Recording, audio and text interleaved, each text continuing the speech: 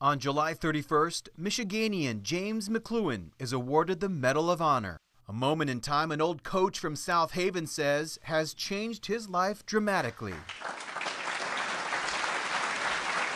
It's been a whirlwind, but it's also been fun, and it's been something that is kind of hard. It's so surreal. Surreal because days are much different now for this Vietnam War hero.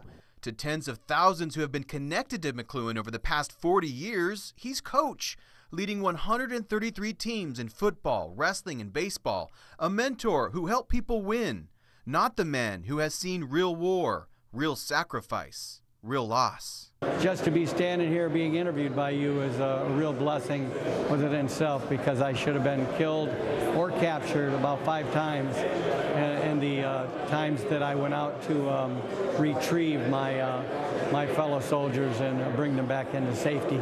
Now, since being awarded the highest medal in America, his calendar is packed with speaking engagements, interviews, and honors. He answered the call of duty and served faithfully with honor, which he says is a major responsibility. I'm representing something bigger than myself, and even bigger than our company. I'm representing the highest medal in the nation, and to do that, you have to give it honor.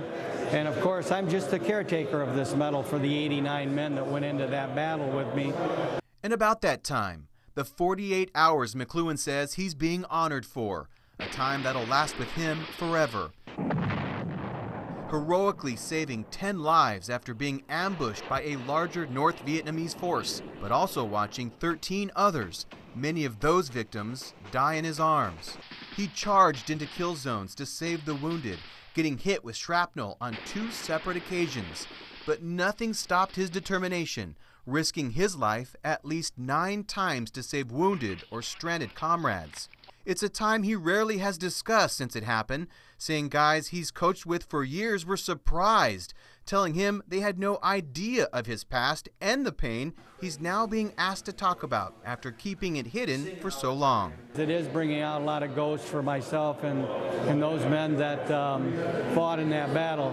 One of my statements says, I can't believe I'm getting an award for the 2 worst days of my life. He says there is something he's trying to change while the spotlight is shining, and that's how we all think of Vietnam War soldiers. He says he and his fellow draftees had fathers who also fought for our country in World War II, but they were welcomed back with honor, not humiliation, which still hits him hard when talking about the hurt he wishes will fade away for many he fought with. That would be the greatest thing to happen with this medal around my neck, if I can be their spokesperson and change their image to what it should be. The Medal of Honor isn't your ordinary medal. It takes more than coming in first place to earn an honor like this one. The Medal of Honor was created during the Civil War. The first recipients were a group of soldiers from Ohio who were referred to as Andrews Raiders. Don Calizzi wrote the inscription for the Medal of Honor Memorial in East Lansing. It's outside of the Hannah Community Center. The East Lansing Rotary Club dedicated these stones on a rainy November day in 2013.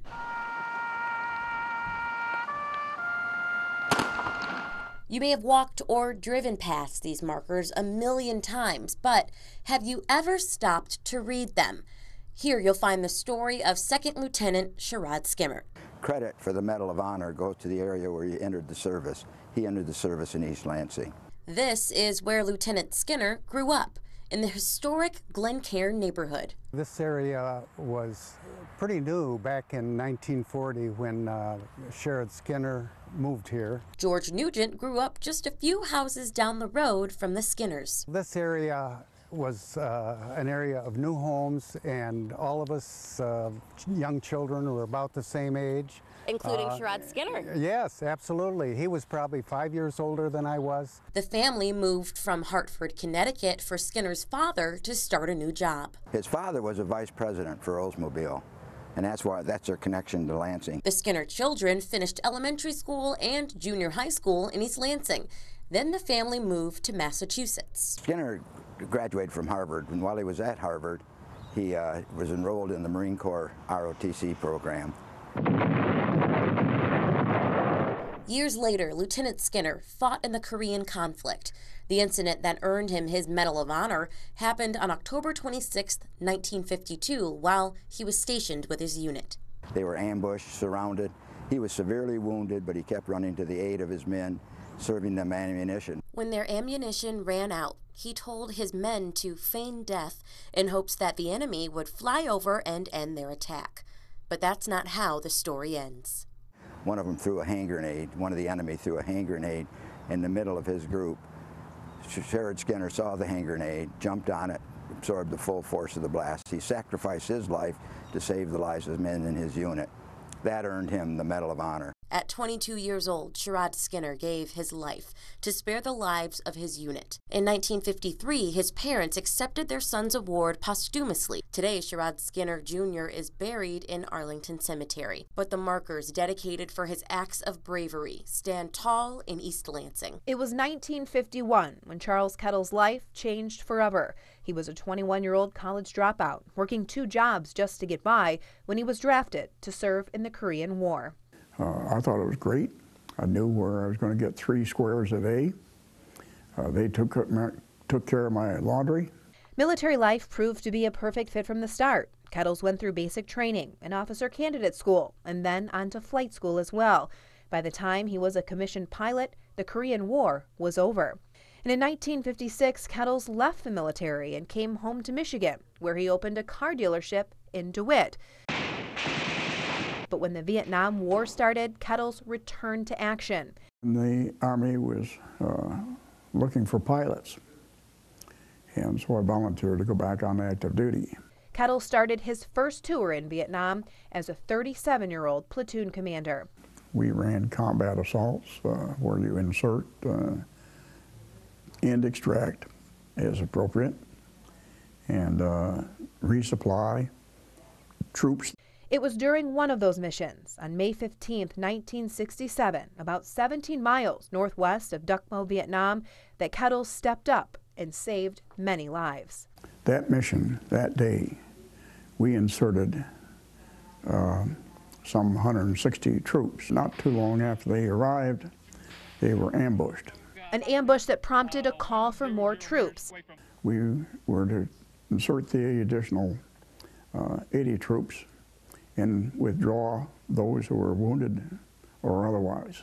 After a day-long fight, Kettle says it was clear the American troops would not win the battle. Battalion commander called for emergency extraction. Kettles and his crew headed back in once again. His unit landed amid heavy artillery, loaded the troops, and took off. But not long after they got off the ground, he learned 8 soldiers were left behind. They had been down in the riverbed putting up a last-ditch effort to protect those who were loading and didn't get up to board themselves. But Kettles knew he had to turn back. If I leave them there for 10 minutes, they're going to be prisoners of war or they're going to be dead. Immediately after touchdown, our friends from North Vietnam put a mortar round just off the nose of the helicopter, which took out the part of the left and part of the right windshield, took out the chin bubble in front of me. Heavily damaged and overweight, Kettle's co-pilot struggled to get the chopper off the ground, so Kettles took control. It did fly. I wasn't sure it was going to, but it did. It's a long-lasting tribute that started with an everyday citizen. Last summer, Jonesville resident Dave Bauer was traveling out west when he came across a tribute to Congressional Medal of Honor recipients and spotted a familiar name from his hometown. I guess you could call him a hero as far as the Vietnam War, and his service went above and beyond. Bauer started learning more about James Steele. Though he was born in Jackson in 1947, Steele grew up in Jonesville, graduating from Jonesville High School in 1965. That's him on the right in the school yearbook. He was a very unassuming person when he lived here and went to school, quiet individual. After graduation, Steele joined the Marines, then the Army, finding himself in the Vietnam War. In May 1969, Steele and other U.S. troops came under heavy enemy fire. Despite being injured by a grenade, the mid-Michigan native stepped into action, quickly organizing soldiers for attacks and single-handedly destroying 6 enemy bunkers. With bullets flying around him, Steele came to the aid of a wounded American officer, striking down an enemy soldier who was about to kill the officer. Steele's actions saved numerous American lives and took a heavy toll on enemy forces. I think there were a number of people who were surprised that he would do those kinds of heroics only because of his demeanor and so on in school. In 1973, Steele was awarded the Congressional Medal of Honor by President Nixon for his heroic actions. He survived a brutal war only to lose his life in a tragic accident.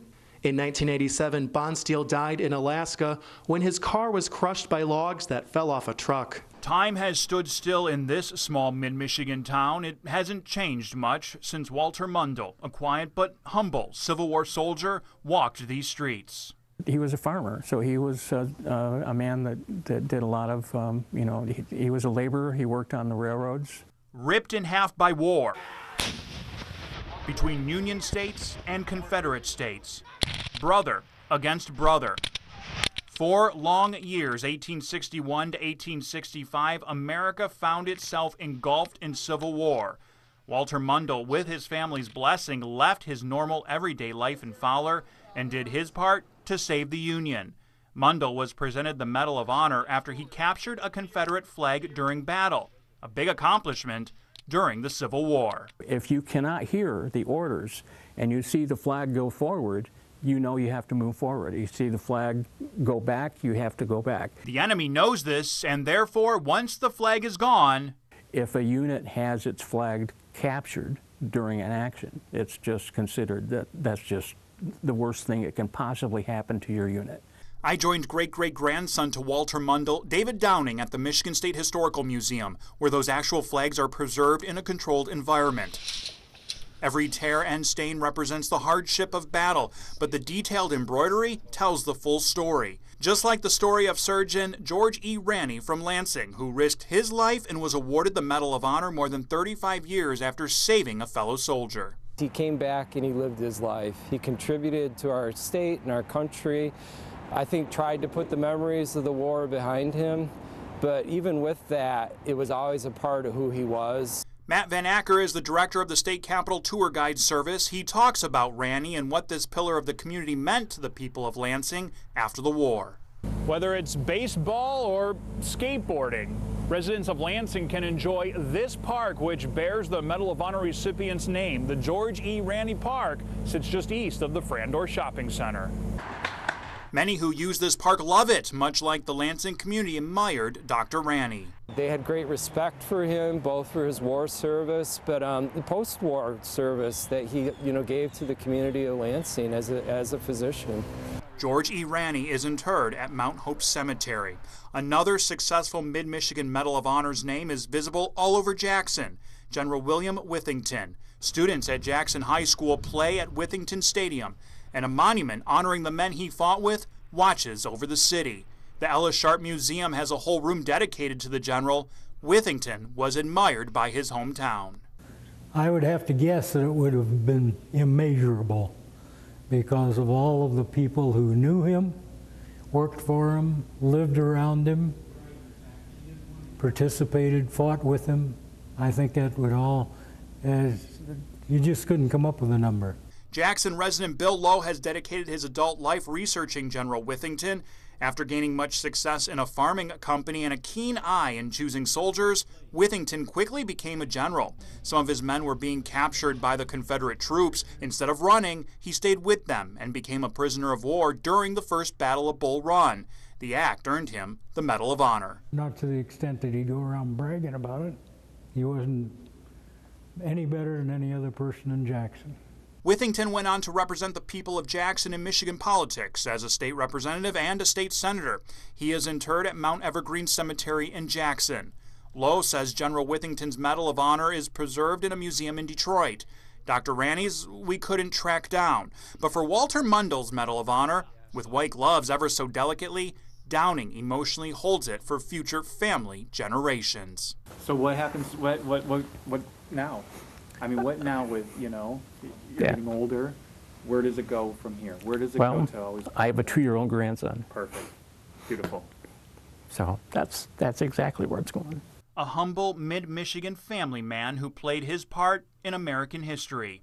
The medal over the years has lost its shine, but its valor shines bright for all 3 of these mid-Michigan men that are bound together in one elite club for all eternity.